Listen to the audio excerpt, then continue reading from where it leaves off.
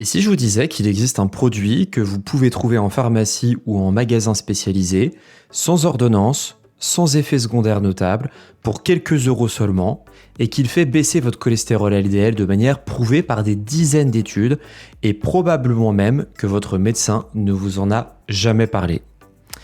Et si je vous disais que ce produit, ça n'est pas un médicament, que ça n'est pas un complément à la mode qui est vendu à prix d'or sur les réseaux sociaux, mais une simple fibre issue d'une petite plante.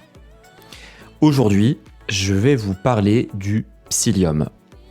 Parce que vous le savez aussi bien que moi, il y a des aliments qu'on encense partout, comme l'avocat, les baies de goji ou encore le curcuma, l'ail, et puis il y a le psyllium. Personne n'en parle, ou presque. Et pourtant, quand on regarde les preuves, c'est probablement l'un des outils diététiques les plus solides qu'on ait pour agir sur le cholestérol. Je suis le docteur Grégoire Cauchois, je suis cardiologue, bienvenue dans En plein cœur.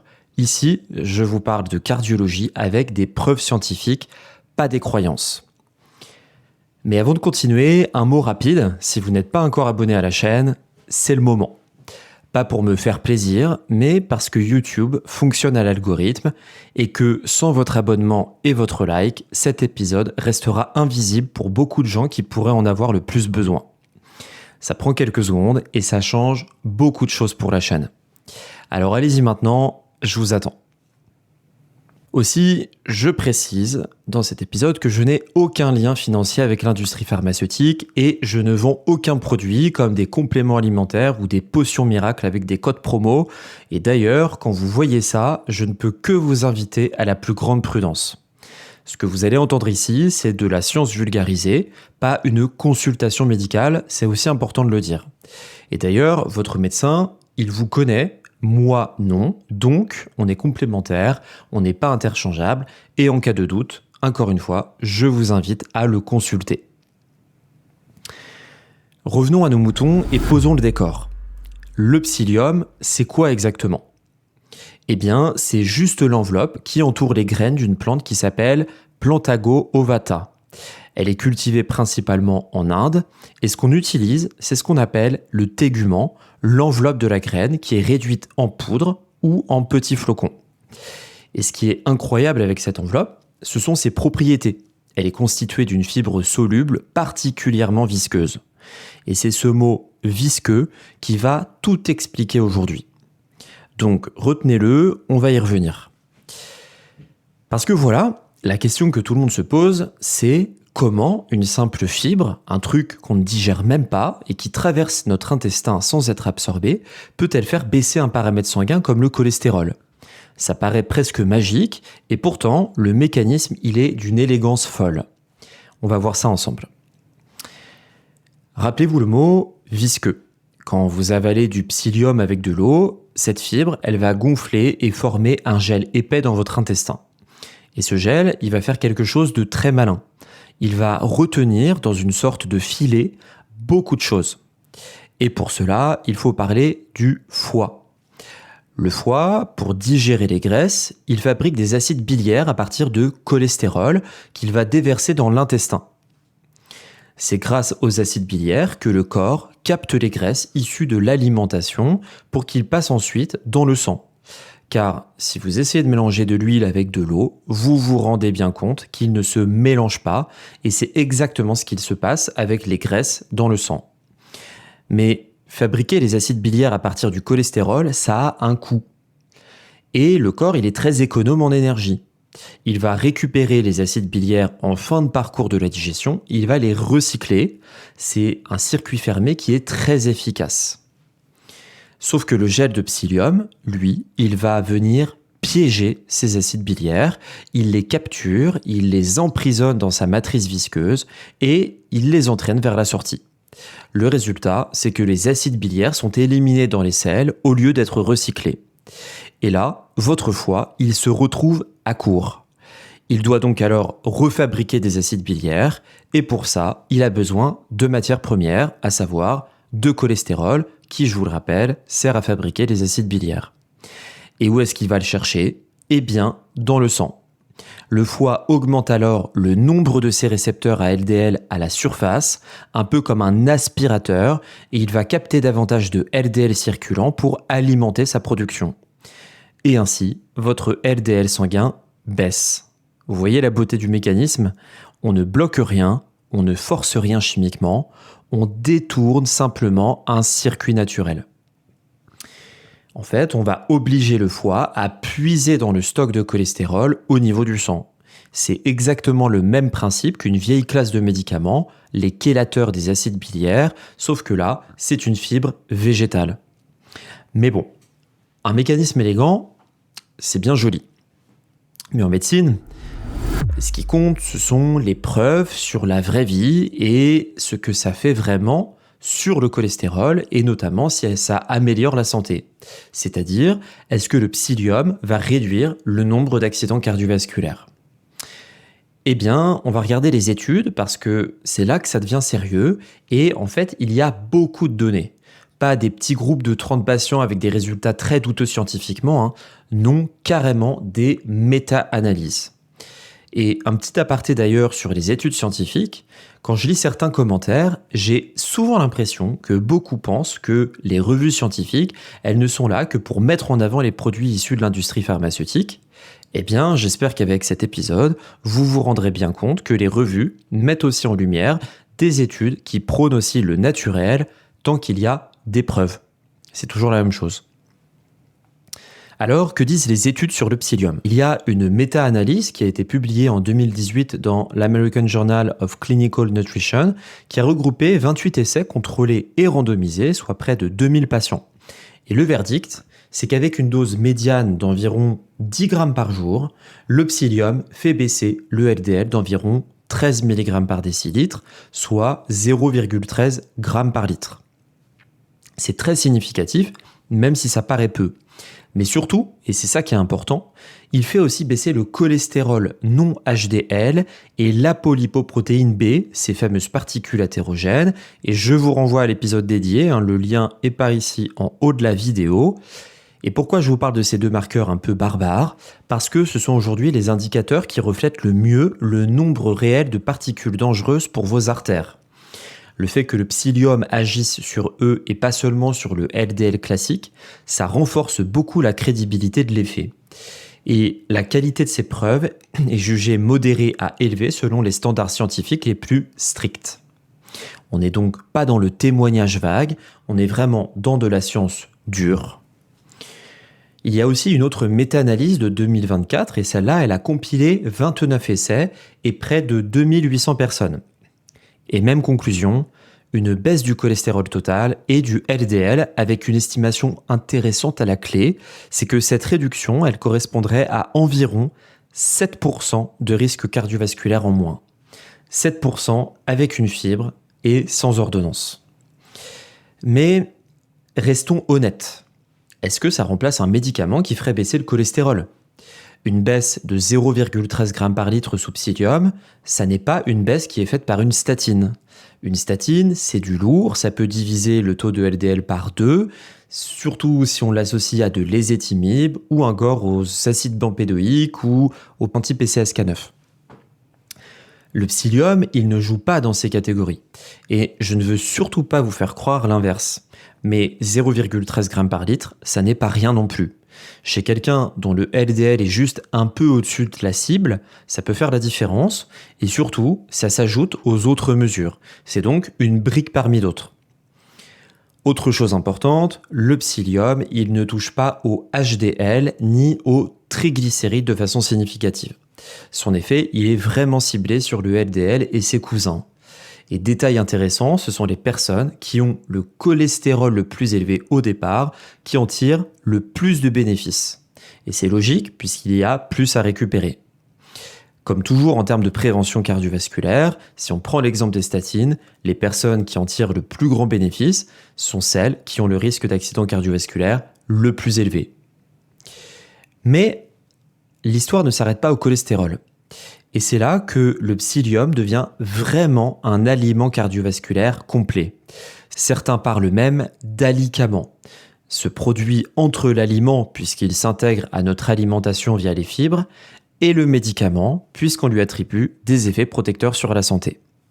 Et en effet, cette fibre, elle agit sur plusieurs fronts en même temps. Elle améliore la glycémie et la réponse à l'insuline. Et comment ? Eh bien, de la même sorte, ce gel visqueux ralentit l'absorption des sucres dans l'intestin. Résultat, les pics de glycémie après le repas sont plus doux.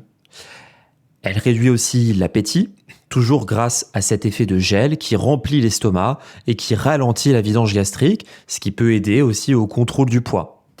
Et elle a même un effet modeste sur la pression artérielle systolique. Mais ça, j'en parlerai dans un autre épisode. Pareil, encore une fois, beaucoup d'études étayent ces propos. Et prenons d'ailleurs un peu de recul 2 secondes.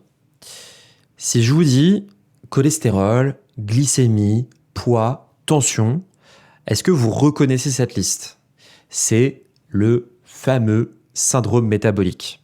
Ce sont les 4 cavaliers du risque cardiovasculaire moderne et le psyllium, eh bien, il tape doucement mais réellement sur les 4 à la fois.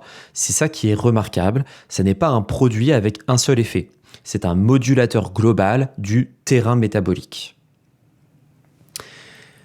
Et je vous vois venir avec la question de la crédibilité. Docteur, c'est bien beau, mais est-ce que les vraies autorités reconnaissent ce truc ou c'est une énième potion magique ? Eh bien, l'American College of Cardiology, une des sociétés savantes les plus sérieuses au monde en cardiologie, reconnaît explicitement le psyllium comme une fibre soluble avec un effet hypocholestérolémiant documenté par des méta-analyses. Ce n'est pas moi qui le dis, c'est un rapport officiel d'experts. Et les recommandations classiques préconisent d'ailleurs au moins 5 à 10 grammes par jour de fibres solubles dans la prise en charge diététique de l'hypercholestérolémie. Et même la FDA américaine, l'agence du médicament, autorise les produits qui contiennent du psyllium à afficher une allégation de santé les reliant à une réduction du risque de maladie coronarienne. On parle d'un aliment qui a un droit officiel d'écrire sur son emballage qu'il protège le cœur. Tout ça, c'est extrêmement rare et preuve encore que les sociétés savantes, elles ne cherchent pas coûte que coûte à vous refiler des médicaments comme certains aiment le dire dans les commentaires des vidéos que je fais. Donc non, on n'est pas dans une lubie, on est dans quelque chose de validé par des cardiologues, par des nutritionnistes, par des agences sanitaires et pourtant, dans la vraie vie, en consultation, on n'en parle presque jamais. Et c'est ça le paradoxe qui m'a fait faire cet épisode. Alors, en pratique, comment on fait ? D'abord, il y a la dose. La cible, c'est environ 10 grammes par jour, ce qui correspond en général à en gros 2 cuillères à café de tégument de psyllium selon les produits. Mais commencez doucement avec une petite dose et augmentez progressivement sur 1 à 2 semaines, car chez certaines personnes, cela peut déclencher des troubles digestifs à type de ballonnement, de pesanteur au niveau de l'estomac ou encore des gaz. Ensuite, et c'est le point le plus important, l'eau. Le psyllium doit impérativement être pris avec un grand verre d'eau, au moins 200 à 250 ml. Je le répète parce que c'est crucial, la fibre gonfle. Donc, si vous la prenez sans assez de liquide, au mieux, vous aurez des ballonnements. Au pire, dans de rares cas, elle peut poser un vrai problème d'obstruction. Donc, un bon grand verre d'eau, systématiquement. Et puis, de toute façon, on a tendance à ne pas boire assez d'eau, donc ça sera l'occasion de faire du bien à votre corps. Ensuite, quand est-ce qu'il faut le prendre ? Eh bien, idéalement, avant ou pendant un repas pour maximiser l'effet sur les acides biliaires et sur la glycémie du repas. Maintenant que je vous ai dit tout ça, le point que trop de gens oublient et qui est peut-être le plus important dans l'épisode d'un point de vue de sécurité, c'est que le psyllium, à cause de son gel, il peut ralentir ou diminuer l'absorption d'autres choses dans l'intestin, y compris certains de vos médicaments. Donc la règle simple, c'est qu'il faut prendre les médicaments à distance de la prise du psyllium, idéalement 2 heures avant ou après. Et si vous prenez un traitement quel qu'il soit, une statine, un anticoagulant, un traitement pour votre thyroïde, un antidiabétique, parlez-en à votre médecin ou à votre pharmacien avant de commencer. Ce n'est pas parce que c'est naturel que c'est anodin. Une fibre qui piège les acides biliaires peut aussi piéger d'autres molécules. C'est le même mécanisme. À la question maintenant des contre-indications au psyllium. Eh bien, elles restent assez faibles. Ça va surtout être les obstacles digestifs, on l'a vu, des occlusions intestinales, des anomalies structurelles de l'œsophage ou encore des réactions allergiques. L'augmentation, elle doit aussi être progressive au risque de voir les effets gastro-intestinaux majorés. L'avantage aussi du psyllium, c'est qu'il aide à réguler le transit puisque ça va être un laxatif de l'est puisqu'il capte l'eau et donc il augmente le poids des selles. En tout cas, en cas de doute, parlez-en à un professionnel de santé. Maintenant à la question, j'ai quelqu'un qui a eu un accident cardiovasculaire, qu'est-ce qu'il faut penser du psyllium ? Eh bien, le psyllium, il ne remplace pas un médicament comme une statine, comme les etimib, l'acide bempédoïque ou les anti-PCSK9 chez quelqu'un qui en a besoin. Si vous avez déjà fait un infarctus, si votre risque cardiovasculaire est élevé, le psyllium, c'est un allié, ça n'est pas un substitut. Donc, ne jouez pas votre pronostic cardiaque sur une fibre. En revanche, chez quelqu'un dont le LDL est légèrement à modérément élevé sans indication formelle à un médicament et en accompagnement d'une bonne hygiène de vie, eh bien là, le psyllium a toute sa place. Et même chez les patients traités, il peut apporter un petit plus. Pour terminer, je vais vous dire quelque chose sur le fond. On vit dans un monde où on cherche en permanence la solution spectaculaire, la molécule miracle, le complément à 80 € la boîte, et pendant ce temps, il y a sur l'étagère de la pharmacie une fibre banale, connue depuis des siècles, validée par les plus grandes sociétés de cardiologie, et qui agit sur le cholestérol, le sucre, l'appétit et aussi un peu la tension. Et tout ça pour quelques euros, et personne n'en parle. Ça en dit long, je trouve, sur notre rapport à la santé, où on sous-cote ce qui est simple, ce qui est peu cher et sans marketing derrière, alors que le psyllium, c'est exactement ça. Probablement, c'est en fait un des aliments les plus sous-cotés de la prévention cardiovasculaire, et afin de maximiser les effets bénéfiques sur la santé, pensez à bien sélectionner les produits que vous achetez. Je ne peux que vous recommander d'acheter des produits avec l'étiquetage bio. Donc, soyez vigilants sur l'origine de cette plante.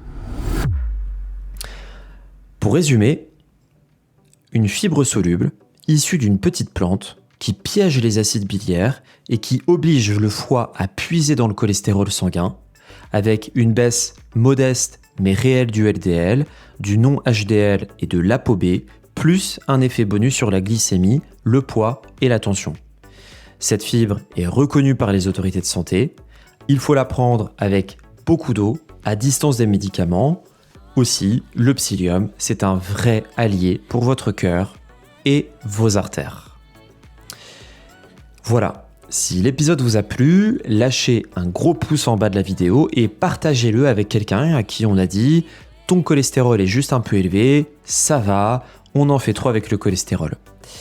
Et dites-moi aussi en commentaire, est-ce que vous connaissiez le psyllium avant cet épisode et est-ce que vous en prenez déjà ? D'ici là, je vous souhaite une bonne semaine, prenez soin de vous et je vous dis à bientôt pour d'autres émissions.